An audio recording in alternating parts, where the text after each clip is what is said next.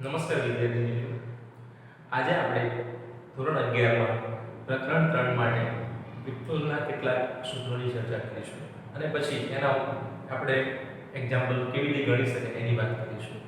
હવે વિકલન એ કલનશાસ્ત્રની વાત છે. મેથેમેટિક્સના વિદ્યાર્થીઓએ એના 11 અને 12 ધોરણની અંદર એના પ્રકરણો આવે છે જે વિગતવાર એ લોકો ભણવાના હોય છે. આપણે અહીંયા જરૂરિયાતવાળા જે સૂત્રો છે એની વાત કરીશું. ગઈકાલે પણ આપણે આના એક બે સૂત્રો અને એના નિયમની વાત કરી હતી. આજે આપણે ફરીથી જોઈએ. વિકલનના જે સૂત્રો છે એમાં પહેલું સમીકરણ ચલ અને અચળ પદ બે પદો આવતા હોય. અહીંયા તમે સમજી લેજો કે આ જે a છે એ અચળ પદ છે અને u એ ચલ છે. એટલે u ચલ છે અને આ અચળ પદ છે. તો અચળ પદને વિકલન કરવાની જરૂરિયાત છે નહીં, કારણ કે એ બદલાતું નથી, માટે એને બહાર નીકાળી દેવાનું વિકલનની, અને એ બહાર નીકળી ગયા du/dx. તો અચળ પદ વિકલનની બહાર નીકળે છે, એનું વિકલન થતું નથી. બરાબર?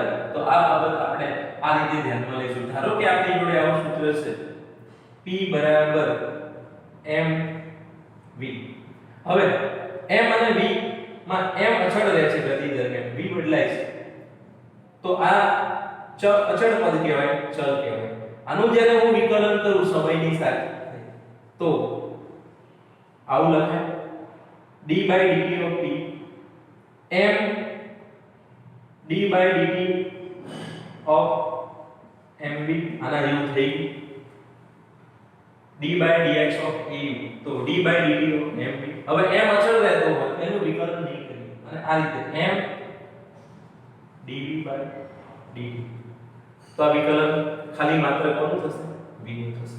તો આ રીતની જ્યારે જરૂરિયાત ઊભી થાય છે ત્યારે અચળ પદ અને ચલ વાળા પદનો ગુણાકાર હોય ત્યારે આપણે આ મેથડનો ઉપયોગ કરીશું. બીજા નંબરે છે બે ચલ ધરાવતા પદો હોય. આવું પણ કોઈ વખતે તમારે કરવાનું આવશે. બંને ચલ ધરાવતા પદો છે, તો આ પરિસ્થિતિમાં શું કરવાનું? વારાફરતી વિકલન કરવાનું, અને ગુણાકાર છે તો વચ્ચે સરવાળો મૂકીશું. એટલે u અને v નો ગુણાકાર છે તો d/dx of uv, u પણ ચલ છે, v પણ ચલ છે. તો શું કરીશું? u જે છે એને પહેલા m ના m રાખો, એટલે એનું વિકલન કરતા નથી, અને v નું વિકલન કર્યું તો dv/dx થશે.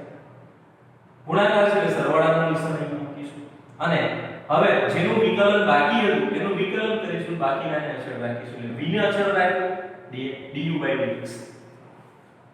ગુણાકારનો નિયમ ક્યારે વાપરવાનો? જ્યારે બંને ચલો હોય. એક ચલ હોય અને એક અચળ હોય તો ગુણાકારના નિયમનો ઉપયોગ કરવાનો રહેતો નથી, કે સીધે સીધું અચળ બદલા નીકળી જશે. વાપરી શકે વાપરવાનો તો પણ કોઈ મતલબ રહેતો નથી, કારણ કે જવાબ છેવટે આ જ મળે છે. એટલે અહીંયા a du/dx હોય, અહીંયા મળી u dv/dx વત્તા v du/dx. સારું. ત્રીજા નંબરનો જે પ્રશ્ન છે એની અંદર du/dv.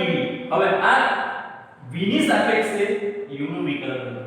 તો મારી જોડે કોઈ વખતે જે ડેટા છે એમાં ડાયરેક્ટ v ની સાપેક્ષે વિકલન ના હોય, પણ x ની સાપેક્ષે હોય, તો હું શું કરીશ? du/dx લખીશ અને dx/dv કરીશ.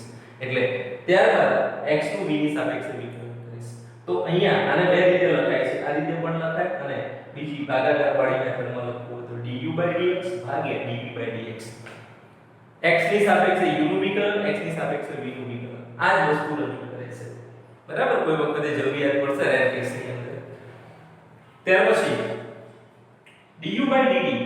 તો હવે આના જેવી જ વાત છે, du/dx dx/dt. અહીંયા તમારી જોડે જે u છે એ સીધું t પર આધારિત ના હોય, તો એના માટે x પર આધારિત હોય તો du/dx કરવું પડે. dx/dt એ આપણે જ્યારે વિકલન કરીએ છીએ x dx/dt ના વેગ તરીકે બતાય છે. આવું દાખલામાં કરવું પડે છે કોઈ વખતે, તો આ બાબત પર ધ્યાનમાં લઈશું. પછી ગઈકાલે વાત કરી હતી ઘાત વાળી. તો x n હોય, કોઈ પણ ઘાત હોય ચલની, તો એ ઘાત આગળ આવી જશે. હવે જોવાનું કે કોની સાપેક્ષે વિકલન છે? x ની સાપેક્ષે ચલ કોણ છે? x છે, તો nx n - 1 લખવાનું.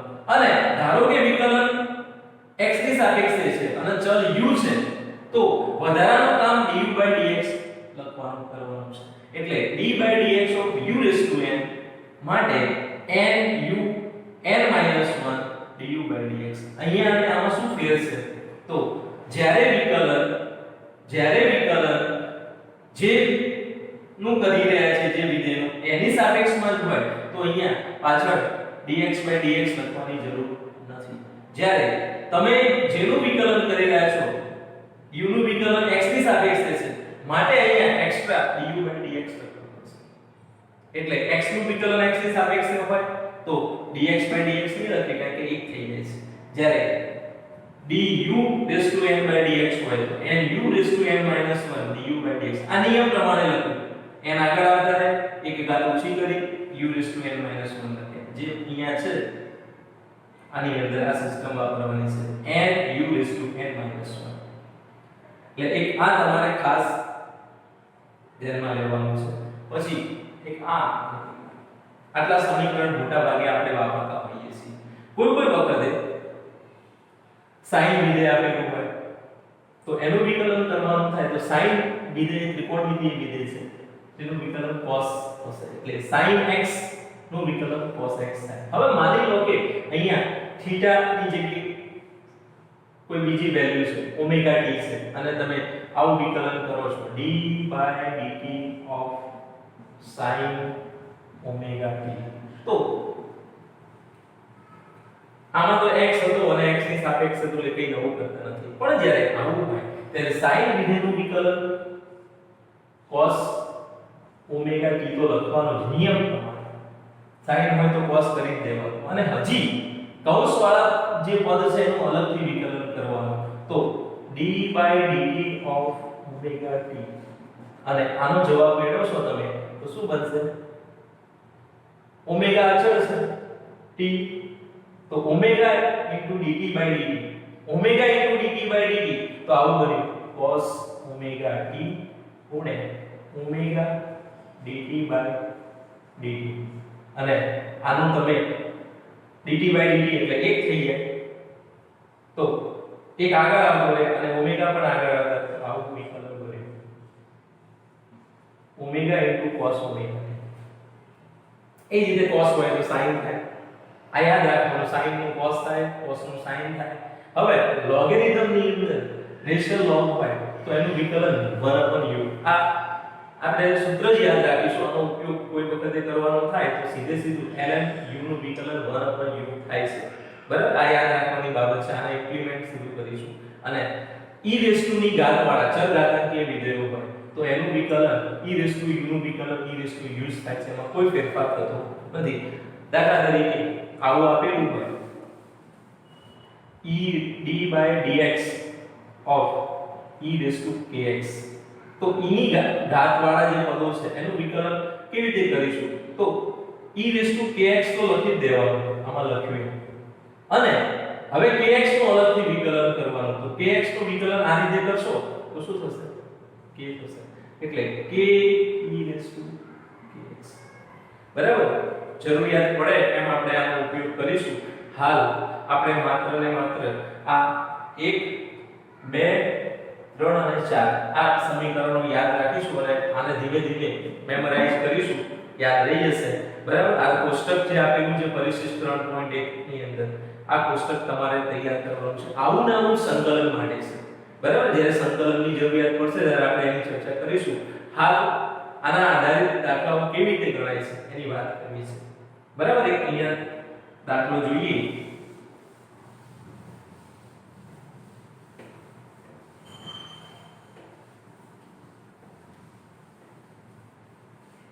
ધારો કે આપણી જોડે આવી એક રકમ આપેલી છે કે સ્થાનાંતર જે છે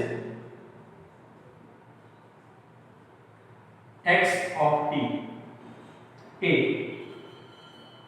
2t² + 3t - 5 મીટર પ્રમાણે બદલાય છે.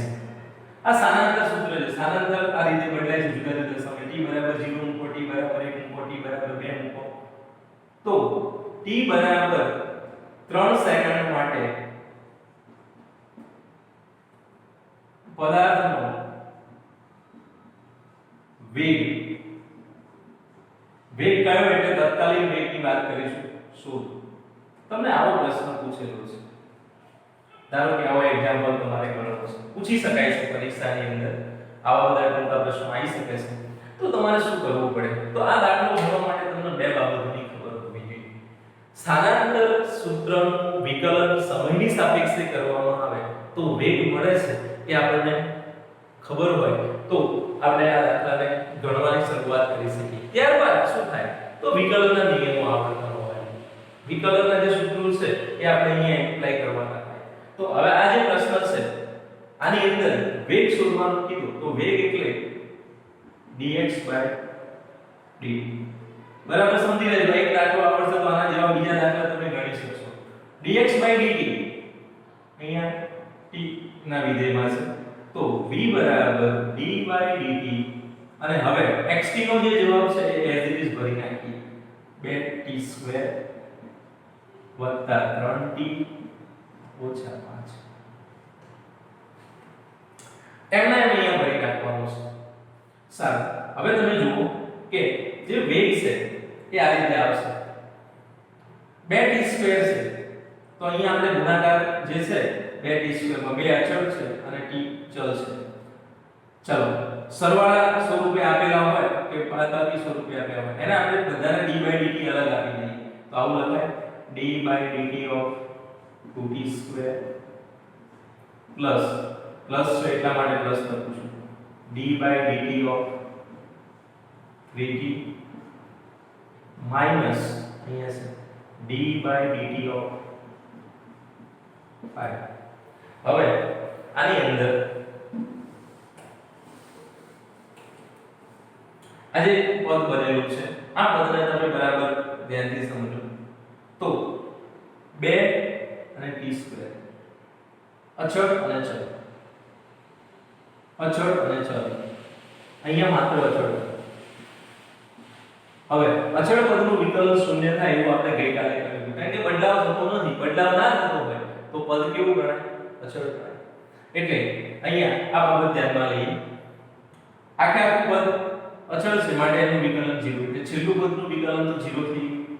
સારું, પહેલા બે પદના વિકલન બાકી રહે. તો હવે આની અંદર બે અચળ છે અને d/dt of t²,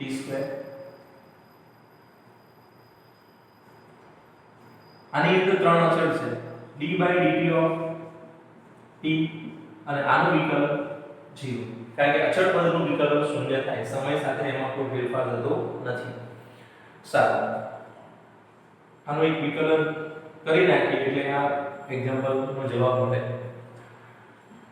આનું આ જે છે t² એનું કયા નિયમ પ્રમાણે વિકલન કરીશું? તો આના માટે હમણાં જ આપણે એક નિયમ લખ્યો હતો d/dx of d/dx x⁴n જે છે આ નિયમ આપણે અહીંયા એપ્લાય કરીએ તો d/dx x⁴n નો નિયમ આવો બને n x⁴n - 1. x નો x ની સાપેક્ષે છે એટલે આપણે આગળ લખતા નથી. તો અહીંયા એના જેવી બાબત છે. t ની 2 ઘાત કોની સાપેક્ષમાં? t ની સાપેક્ષમાં. x ની n ઘાત x ની સાપેક્ષમાં. તો શું લખાય? તો બે અહીંયા હતા એ આગળના એમના એમ કે t² જે છે એનું હવે અહીંયા હું વિકલન લખું છું.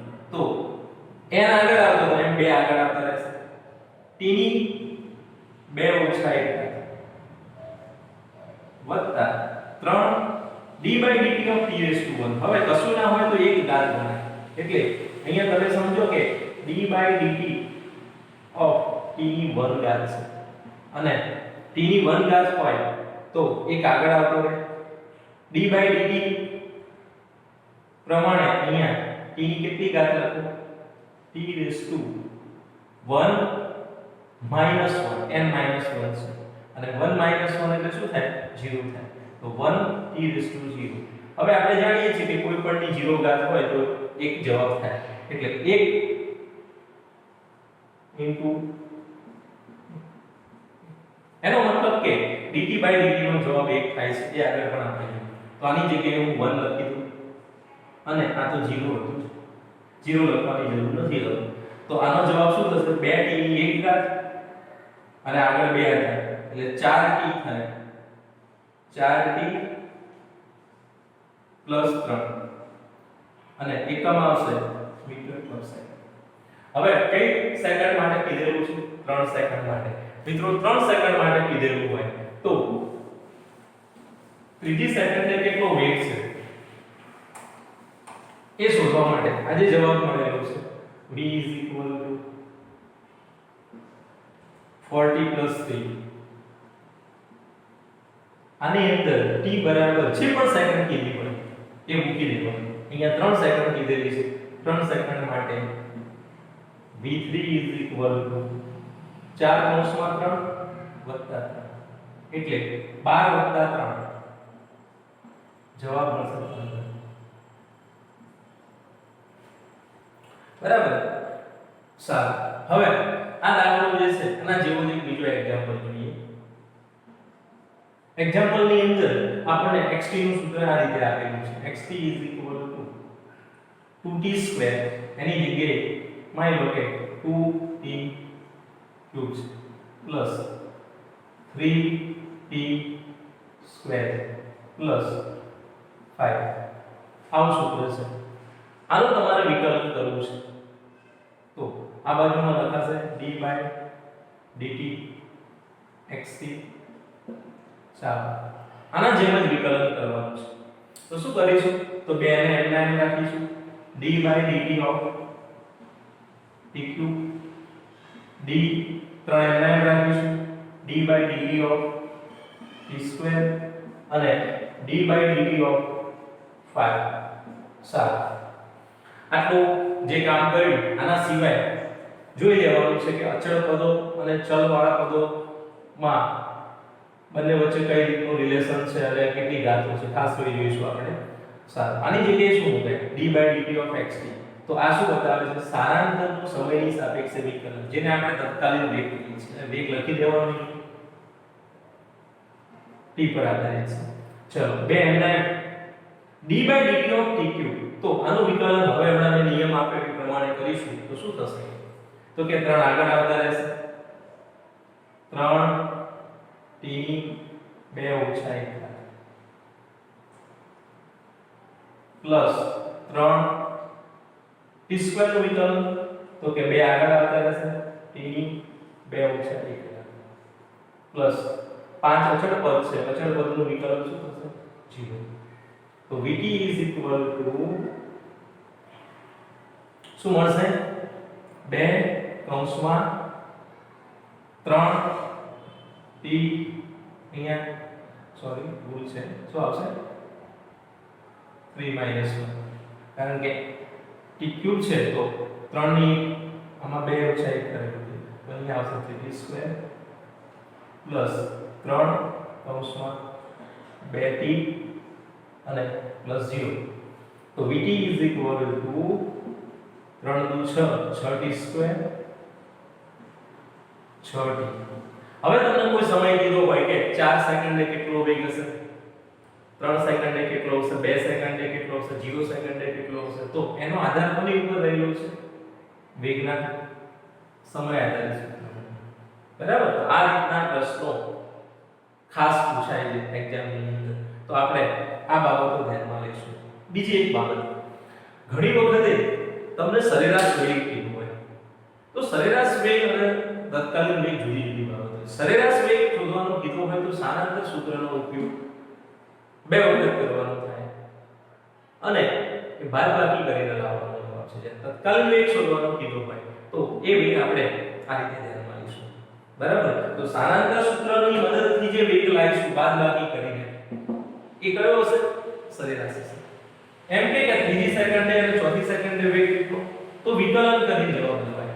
પણ એવો પ્રશ્ન પૂછે કે 3 સેકન્ડ અને 4 સેકન્ડની વચ્ચેના સમયગાળામાં એને કેટલો વેગ મેળવેલો છે, સરેરાશ વેગ કે, તો એ વખતે તમારે આ સ્થાનાંતર સૂત્રની બાદબાકી કરીને ΔX/ΔT પરથી જવાબ લાવવાનો અને તત્કાલીન વેગ કે પર્ટિક્યુલર સમયે તો એ વિકલન કરીને જવાબ લાવવાનો છે. એટલે વિકલન કરીને પણ જવાબ આવે છે, બાદબાકી કરીને પણ જવાબ આવે. પણ બાદબાકી કરીને જે જવાબ લઈએ એ સરેરાશ વેગનો હોય છે, વિકલન કરીને જે જવાબ લઈએ છીએ એ તત્કાલીન વેગનો હોય છે. બરાબર. તો ફરીથી વિકલનના જે નિયમો છે એ આપણે યાદ રાખીશું અને 2-3 દિવસ વારંવાર રિવિઝન કરીશું એટલે યાદ રહી જશે અને એના લગતા આવા પ્રશ્નો તમારે જોવાના છે. હવે આપણી બુકની અંદર એક ઉદાહરણ આપેલું છે. એ ઉદાહરણમાં મેં અહીંયા જે બે ઉદાહરણ લીધા એના કરતા શું ફેર છે? તો એમાં સ્થાનાંતર સૂત્ર નહીં આપી દેવાનું, પણ આવા સમીકરણની જગ્યાએ આ રીતનું સમીકરણ આપેલું છે કે x અક્ષને અનુલક્ષીને ગતિ કરતા એક પદાર્થનું સ્થાન x બરાબર a plus bt² વડે રજૂ થાય છે. તો આ રીતનો પ્રશ્ન આપેલો હોય ઉદાહરણની અંદર, તો એને તમે 3.2 નંબરનું ઉદાહરણ છે. xt is equal to a plus bt². હવે આ જે સૂત્ર છે એમાં a એ અચળ પદ છે અને b એટલે અચળ છે, અને નીચે લખીને આપ્યું a is equal to 8.5 metre અને b is equal to 2.5 metre પ્રતિ સેકન્ડ સ્ક્વેર. t નું માપન સેકન્ડમાં છે, તો t બરાબર 0 સમયે વેગ કેટલો હશે? અને પછી લખેલું છે 2.0 સેકન્ડ અને 4.0 સેકન્ડ વચ્ચે સરેરાશ વેગ. હવે મિત્રો આમાં તમારે શું કામ કરવાનું છે? પહેલા તો આ જે સૂત્ર છે એ આના જેવું છે કે નહીં એ આપણે ચકાસી લઈએ. તો તમે જોઈ શકો છો કે a અને b ની કિંમતો ભરી દેવામાં આવે તો xt નું સૂત્ર શું બને? a ની જગ્યાએ શું મૂકી દઉં? 8.5 અને b ની જગ્યાએ 2.5 પાછળ t². હવે તમે જુઓ આ સૂત્ર અને આ જે અહીંયા સૂત્ર લખેલું છે એ એક જેવા ફોર્મમાં થઈ ગયા. 2.5t² + 8.5 2t² + 3t - 5 એટલે t અને અચળ પદના પદમાં કન્વર્ટ થઈ ગયું. હવે આનું તમે વિકલન કરો, આમલા જેમ કર્યું હતું એમ અહીંયા કર્યું એ રીતે. તો આનું વિકલન જે કરવામાં આવે એ શું આપશે? vt આપશે. અને આ vt જે મળે એમાં કેટલા સમયની વાત કરી છે? 0 સમય. આટલું કામ કરી દીધા પછી તમારે 0 મૂકી એનું સાદુરૂપ આપવાનું છે અને એનો આન્સર મેળવવાનો છે. તો આ રીતે વેગ શોધવાનું કહી શકે. અને પછી જે બીજો પ્રશ્ન પૂછેલો છે કે 2.0 સેકન્ડ અને 4.0 સેકન્ડ વચ્ચે સરેરાશ વેગ, તો એના માટે શું કરીશું? Delta x by delta t નું સૂત્ર વાપરીશું. Average v is equal to delta x by delta t. Delta x મેળવવા માટે અહીંયા x બરાબર x4 નો જવાબ લાવવાનો અને એમાંથી x2 નો જવાબ બાદ કરવાનો. ભાગાકારમાં 4 માંથી 2 બાદ કરીએ એટલે 2 સેકન્ડ આવે. તો આની અંદર આ જે સૂત્ર બનેલું છે આ સમીકરણમાં એક વખતે t ની જગ્યાએ કેટલા મૂકી દીધું? 4 મૂકી દીધું અને જે જવાબ મળે એને x4 કીધું. બીજી વખતે આ સમીકરણની અંદર t ની અંદર હું 2 મૂકી દઉં અને જે જવાબ મળે એને x2 કહી દઉં. x4 માંથી x2 ને બાદ કરું એટલે ડેલ્ટા x મળે અને 4 - 2 કરી નીચે 2 જવાબ આવશે. આનું સાદુરૂપ આપી દઈશ તો મને સરેરાશ વેગ મળી જશે. બરાબર? તો આ સરેરાશ વેગ અને તત્કાલીન વેગ બંને બાબતો જુદી છે. સરેરાશ વેગ શોધવાનું કે તો delta x by delta t નો ઉપયોગ કરી લઈશું. અને ડેલ્ટા x કેવી રીતે મેળવવાના? તો xt નું સૂત્ર જે છે એમાં 4 મૂકો તો x4 મળે, xt ના સૂત્રમાં 2 મૂકો તો x2 મળે. એટલે આ સમીકરણની અંદર t ની વેલ્યુ ભરી દેવાની છે. t ની વેલ્યુ ભરીશું એટલે x4 અને x2 મળશે. એટલે બાદબાકી કરીશું અને સાદુરૂપ આપીશું એટલે આપણને અહીંયા આ જે છે એ આન્સર મળી જશે. બરાબર?